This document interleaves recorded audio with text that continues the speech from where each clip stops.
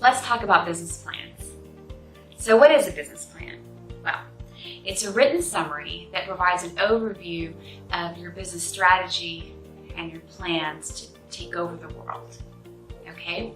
Now you'll have one most often when you're raising capital or you're looking to sell the business or create some sort of transaction. However, you should always have a business plan no matter where you're at in your business life cycle, and you should update it every year to ensure that you crystallize your plans, your thoughts, and your priorities for the business and make sure that you're doing all the right things and what you expect to do. Okay, so what specifically is in this written business plan? Well, let's get to it. Okay, first is an executive summary. It's one page. One page, okay? It's your elevator pitch. It's your spin and story. After reading this, I should want to read on. It gives me highlights and overviews that I will see throughout the entire document. It's a sales tool, right? And it should be quick and to the point. And it's your executive summary, right? And I do that at the end, usually after I've created the whole thing, and then I pull highlights from each piece and I put it in the summary to top it all off. It's executive summary. The next section is a company overview. And that should be simply what it says. It's an overview of the company, how long you've been in business, who you are, what you do, the market you serve, the types of customers that you service and support, how many employees do you have, are you incorporated or an LLC, what geographies do you serve, generally who are you, what you do, and why you're going to be successful. It's very high level, but after reading this, I should walk away and be able to succinctly describe as simple what your business does and why you should be successful in the market. And just a little bit about you, okay? That's your overview. After that, I typically talk about the market, right? This is the market that you serve. The specific geography, are you international or are you domestic? Do you have specific customers, large customers and material to your business that you depend or rely upon? Do you have a lot of customers in the market? Is it a big base of customers, or is it a small set of strong players? What's the TAM? It's a total addressable market. That's total customers or total revenue dollars in the market. And are you a niche player, or do you service the entire thing? Are you a complement to someone else? Do you have competitors? And that's okay. Make sure if you have competitors, you talk about those and then how you differentiate yourself in that market. What's your go-to-market strategy? All right, how do you sell into that market? Do you have a website? Do you have a sales force? Do you have trade shows? How are you successful in selling into this market? And do you have a large part of it or a small part? Is it a mature market? Is it a growing or expanding or changing market?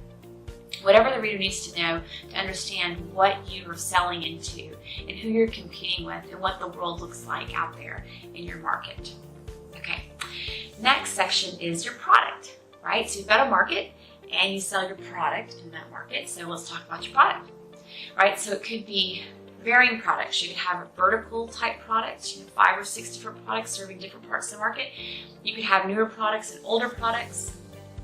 You could have a huge array of complementary products, but describe them. And what are they, right? Is it a widget? Is it people? Is it a service? Is it manufactured? What specifically is this product that you provide?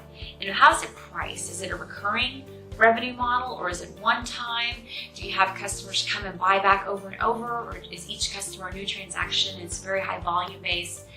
What is the product that you serve? And is it changing, evolving, etc.? Right? That's the product. The next section I like to talk about is behind the product, the operations, right? So you've got a market, you have a product, and then you have operations, kind of behind the curtains. And here you can talk about your manufacturing or your implementation teams or your IT or help desk, or how you create what you do. How do you make what you do? You sell something, but you've got to make it, you've got to develop it, you've got to deliver it, you've got to service, support it. So what does that look like? And is it scalable? If you were to double revenue overnight, could you support that quickly, cost effectively? What would that look like? Is it a lot of fixed infrastructure, or is it very modular? What is your back office? What are your operations? And are there key vendors you rely upon, or are they very strategic to your business? Are they important? Those are the types of things you want to describe in your operations. Okay, next, you might talk about anything specific to your business, and you don't have to have anything else, but If there's something that's material and adds value to your business, it might be different than others. For example, if you have intellectual property, or if you're standing up a new vertical or a new channel and you want to talk about that, or if you're expanding internationally or to a new region or a new product set and it's very different than what you've done before, you might want to talk about that and the opportunity that creates for your business. All of this is in line with giving the reader an idea of how you're going to grow and expand, right? Or maybe you're acquiring another company or another business, and that's what you're going to talk about here. Next section would be your management section. And these are quick, short bios on the key managers or key leaders, executives in the company. You should also have overview of if you have advisors or if you have a strong board of directors, it's nice to have an overview of what those guys and their bios. Make sure if you do that you get their approval to be included and approval on their bio verbiage. This is also a good chance for them to read the draft business plan, because a lot of times they'll have really good, helpful feedback. That's what they're there for, so use them. Next is the financial section. And here you'll talk about the historicals of your historical financials, and a summary of that, your forecast. Hopefully you have a forecast, and some key assumptions that you're using. And those assumptions should obviously mirror the story that you've told about the business plan. If you're raising capital or something along those lines, transaction oriented, then you might want to have a section on capital structure and your kind of your stock outstanding today or your debt, or how you're funding the business today. And if you're raising capital, specifically what you plan to do with the money that you're raising. So, how are you going to use it? If you're going to raise $100,000, you're going to use $50,000 for equipment and $50,000 for general corporate purposes. Okay. I always give the example that, my 7-year-old daughter comes to me and says, I want $10. I say, what for? If she says, I just need $10, then I'm not going to give her $10. She's going to tell me what she wants to do with it. So if she says, I want $7 for crayons and books, and I want $3 for candy, then I can negotiate with her and figure out if that's the right approach. And I may say, you know what, let's do $9, only $2 a candy, because I think that $3's a little much. And that's a good compromise. We're both bought into the strategy of the store, and that's a good thing.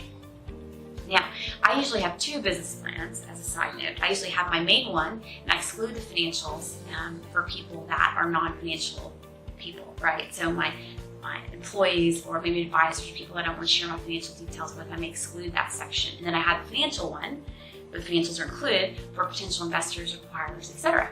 So, that's business plans. I hope this was helpful. For more training and tips just like this, visit us at TrueSpanFinancial.com.